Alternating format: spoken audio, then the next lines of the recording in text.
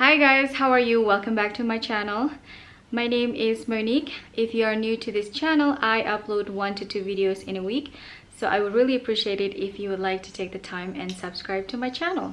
For today's video, I have a tag video, which was started by Kat L, a lovely YouTuber, which I think is based in Singapore. She was inspired by the beauty community to make this tag. So this tag was has been around in the beauty community, but she adapted it to the handbag and luxury community. There are 13 questions to this tag. Let's just jump right in.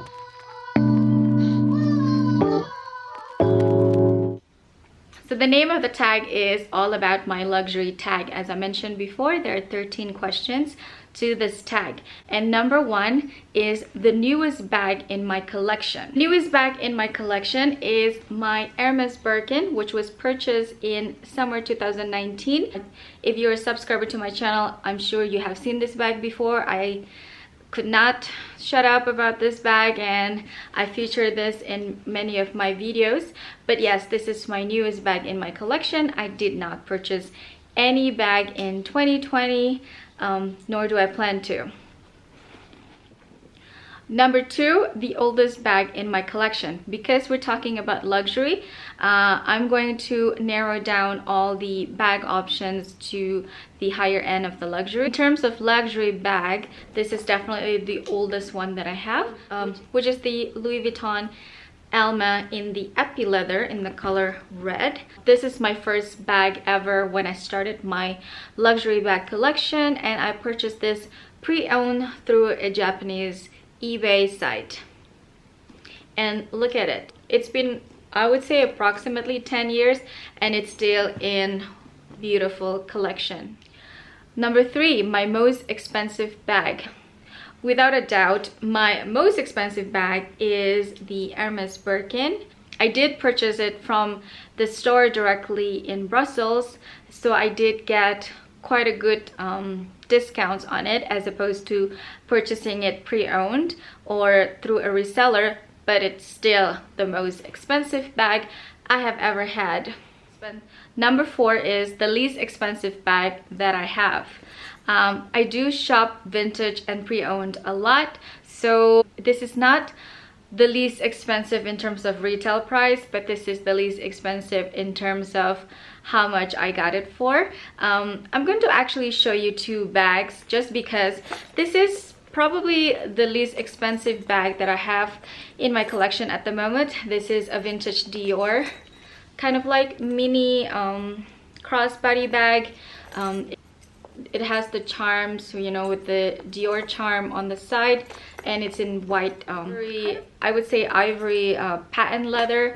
It is definitely super cute, but I think this was probably produced in the late 90s or early 2000s when the phones used to be small and everyone had like a flip phone, so you could actually fit in this bag. This is not functional or practical at all for 2020 because the size of our phones. I mean, this does not fit an iPhone at all. So definitely, like, I would need to have a pocket when I wear this because then my phone would have to go into the pocket. So I purchased this a few years ago and I got it for $60. New York City is just the best place to get deals on designer items. I'm telling you, it's just the best.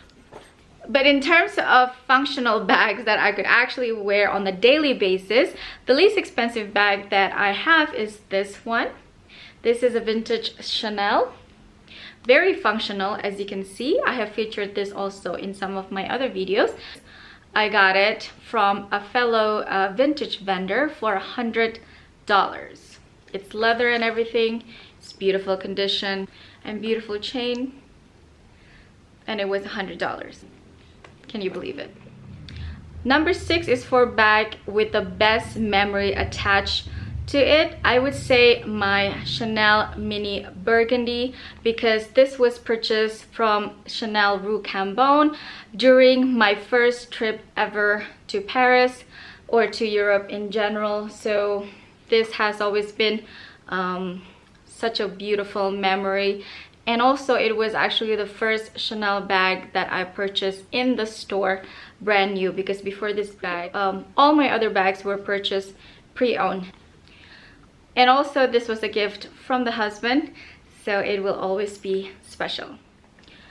Number 5 is my everyday bag.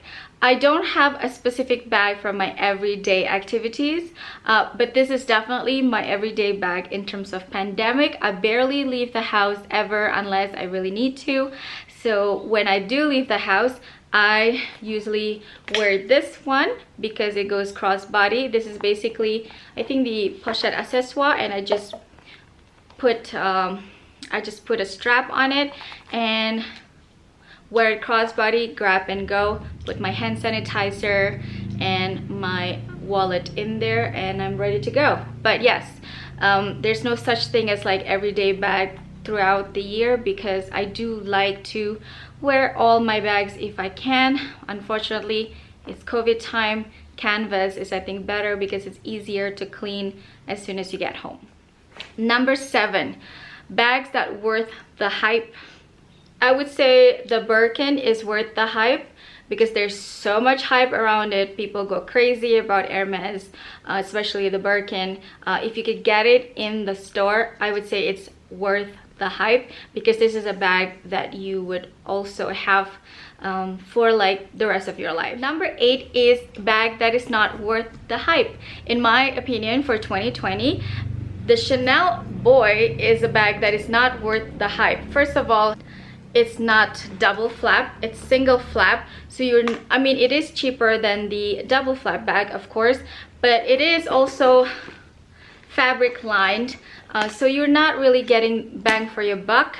And it tends to have this gap on the side. So if you have like your eyeliner or your like lipstick, it can fall off your bag. Also, now this is kind of, in my opinion, on the way out. It's not really selling as much as it used to be. I don't really see people, you know, buying this like crazy like it was like a few years ago. So for 2020, I don't think this bag is worth the hype.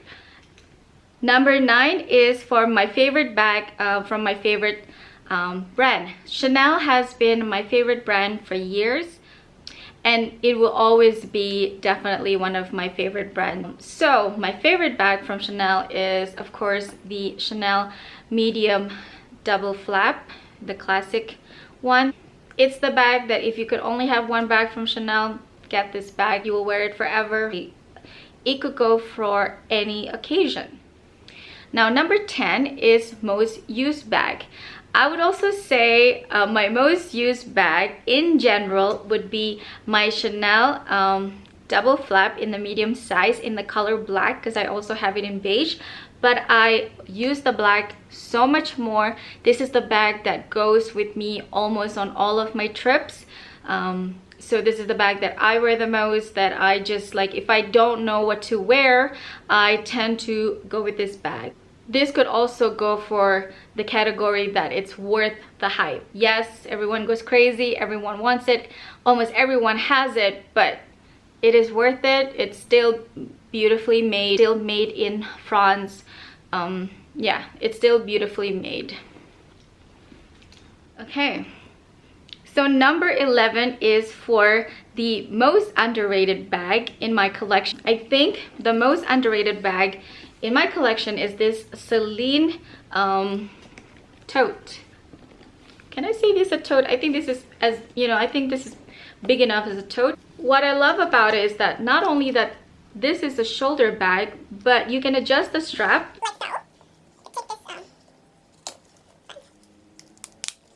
and it becomes a crossbody bag. On me, this is a crossbody bag. I'm barely 5'2", so this is a crossbody bag for me. So it's perfect because sometimes I would need more room to carry things as opposed to just carrying this one. So this is a great alternative. This is very underrated because nobody knows that this is a luxury bag. It could be a leather bag from any brand that you could think of. I'm sure they have a bag like in this style. So I love how subtle it is. I love how people most probably don't know that it's a Celine. This is an old Celine, by the way. I would never by New Zealand. I don't think so. Question number 12 is my most nostalgic bag. I would say like almost all of my bags are nostalgic because I only buy bags that I fall in love with, and for most of them I have to take some time to actually purchase them. But maybe I think there's a lot of nostalgia with my Louis Vuitton Alma in the epi leather because of course it's my first luxury bag ever, so this is the oldest bag. It has been with me for a long time, so I have worn this so many times I can't even count. At one point it was the only luxury bag that I had, so of course I wore it like crazy. So it's very nostalgic because I've been wanting to get a Louis Vuitton bag at that time for forever, and I finally did, even though it was pre-owned, but still beautiful. The last question for the tag is my most disappointing bag. This is a difficult one. Can't remember any bag that is most disappointing. Like maybe bags that I don't have anymore in my collection.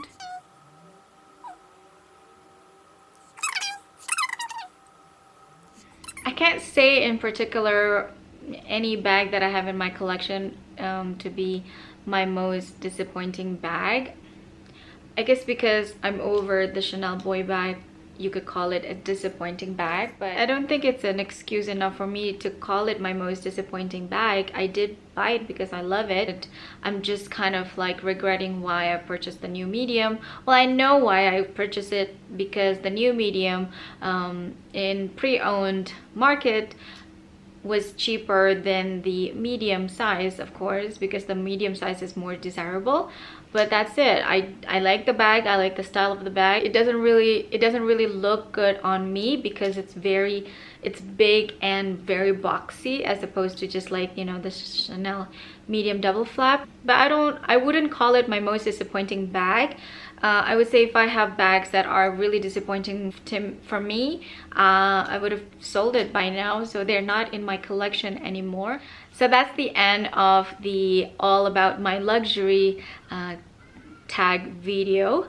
Thank you for Kat L for creating this one. It's such a fun tag. It makes you think a lot about your collection and what you have in your collection.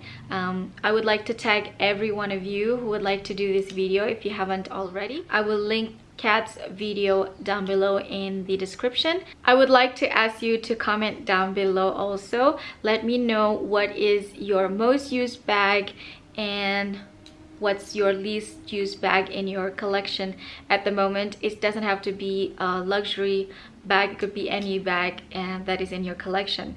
I hope you enjoyed today's video. Thank you so much for watching, and I'll see you on my next one. Bye.